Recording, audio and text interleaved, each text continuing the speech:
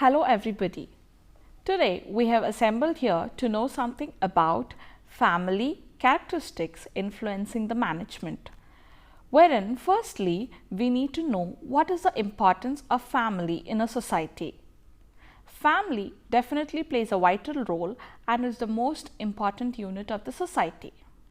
When families are strong, the society tends to be pretty strong. When families are weak, the society tends to break down gradually.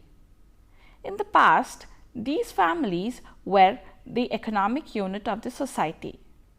That is, as production became more and more socialized, the individual family became less and less the economic unit of the society. Since the family has to perform various functions, hence the resources have to be used very carefully and efficiently. Family needs to follow the various management process in order to achieve maximization of the goals, and definitely should focus that they reach these goals with minimum utilization of the various resources.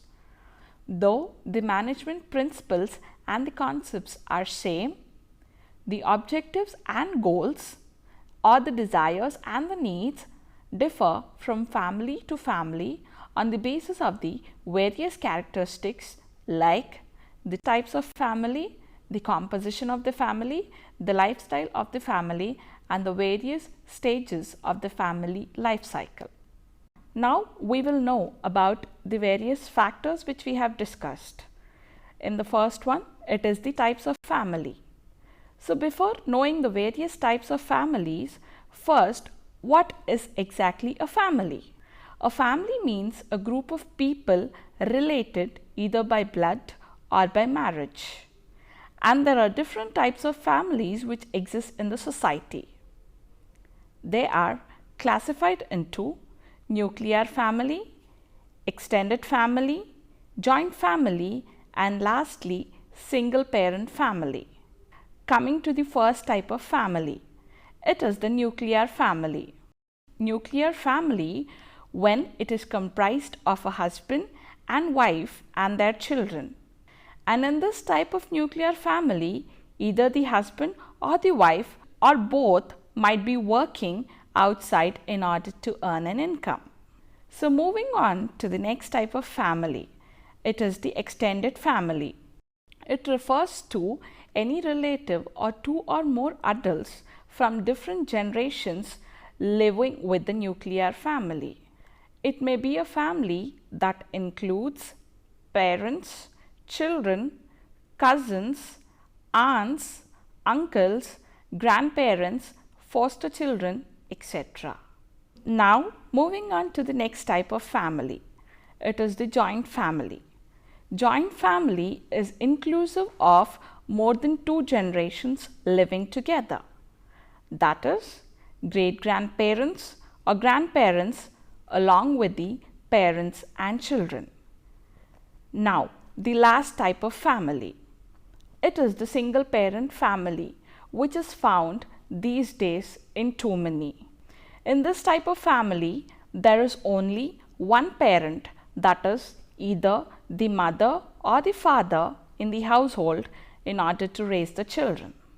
The family is affected by various socio-economic and political changes.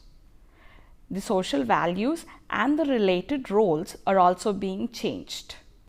The increase in the woman working, the single mothers and the single parent families, etc. are the contributing factors for the role changes. And due to the change in the family structure, the roles are changed, shifted and shared. An example can be that of a nuclear family, wherein certain activities are shifted to social institutions like daycare centers and recreational clubs, etc. Now we will learn about the composition of family. Family composition means the age, that is children, adults, etc. and number of members living in the family. It is simply known as the family size. Family size generally can be of three types. They are small family, medium family, and large family. In a small family, it comprises of up to 3 members.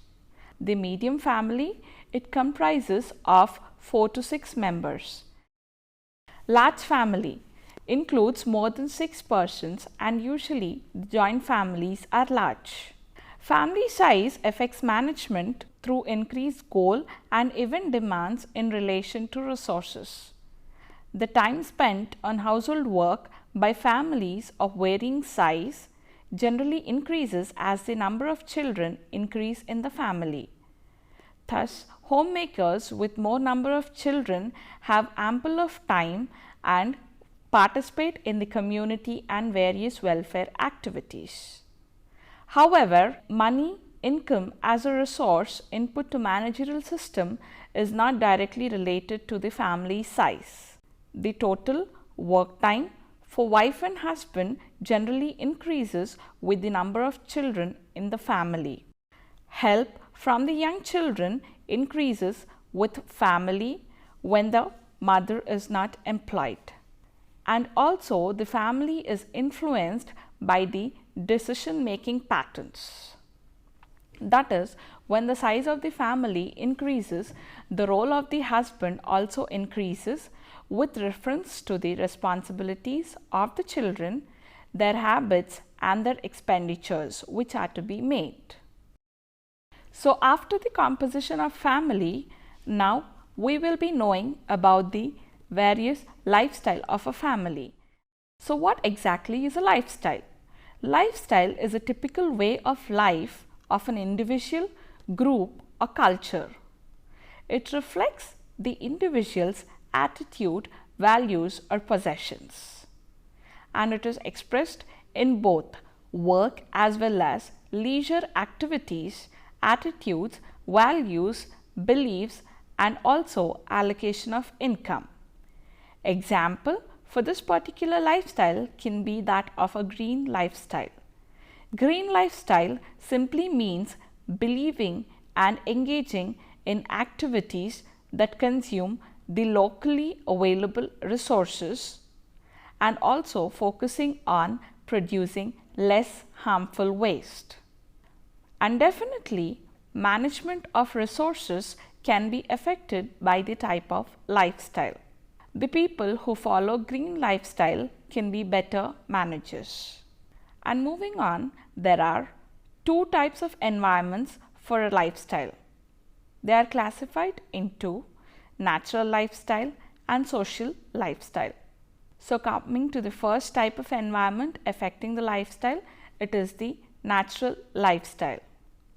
An individual with natural lifestyle will prefer to use the various environmental friendly materials and also focus on recycling plastic, paper and cans, etc. And these people involve in planting flowers, vegetables and other crops in their backyard and are extremely strict in organizing their household waste. So, moving on to the next type of lifestyle, that is the social lifestyle. The social lifestyle describes an individual's living and working conditions, their income level, their educational background and community and the various religious beliefs. In a social lifestyle, there are certain expectations from oneself or from those around.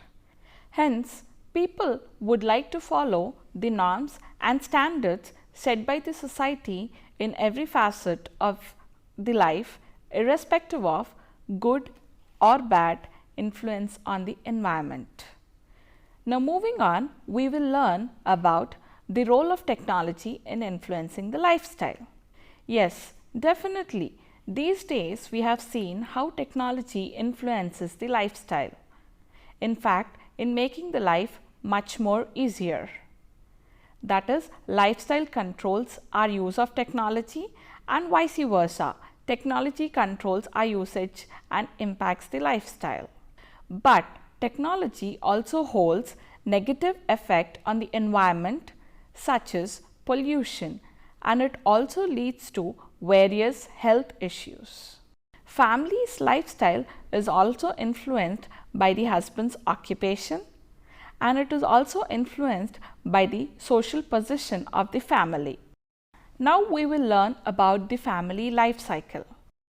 Families progress through life. That is, there are the stages of the formation to the dissolution, which is described as the family life cycle. Usually, in a family life cycle, children are born, they attend school, they leave home, and one or both are retired. It also helps in the overview of transition in goals, decision, income, and use of resources by families over the lifespan. Family life cycle reflects general relationship between the generations, and it can be viewed as a flow rather than a precise linear set of stages. Because of this, the family may be conceptualized as a family life spiral. The developmental tasks of one generation lead to or are associated with the changes in other generations. That is, the changes in the first generation will affect the changes thereby in the coming generations. Parents have children who are grandchildren to the senior generations, and the family life cycle has definitely an influence on the management process. The family life cycle can be divided into 3 stages. They are young families, middle families, and lastly the elderly families. So starting off with the first one, that is the young families. These include families without children or children with preschoolers. And moving on to the second, that is the middle years. They start from the time the youngest child starts school until retirement of one or both the spouses. And the last stage is the elderly families, which include the empty nest families and families in their retirement. And these 3 stages are subclassified into 7 stages. Now let us see what are those 7 stages. So coming to the first one, it is the young couples without any children. The major goal is formulating individual and couple goals and thereby starting mutually accepted lifestyle. And the managerial functions of this particular stage is to establish and maintain a home, and also coping with the working environment, and other managerial functions include the proper management of time, energy, and the various other resources along with money. And also they have to manage their daily routine household activities, etc. Moving on, the second stage is families with preschoolers, which focuses on the kids who are born to 5 years of age, which is oriented towards growth and nurturance of the children. And the main managerial function is taking care of the needs of the child and thereby the management of crucial resources like time, money, energy, and the various managerial resources. The third one is the families with school-going children who are aged between 6 to 13 years. This focuses on the education and socialization of the children, and the managerial functions are different for this particular group, like ranging from looking out for a permanent house, educating the children, performing various household tasks, that is daily or routine participation and allocation management of resources, that is time for all different activities like financial security and various other goals to secure the life. And also they have to even manage the human energy for completing the work efficiently. And coming to the fourth one, that is the families with adolescents. These families prepare the teenagers to be launched from the home. It includes helping the children to socialize with the outside environment and preparing the children for their careers. And moving on to the fifth type, that is the launching adolescents. They are either the adolescents or the people who are aged around 19 years or older. Parental roles and the rules are changed and the family is occupied with successfully launching its children.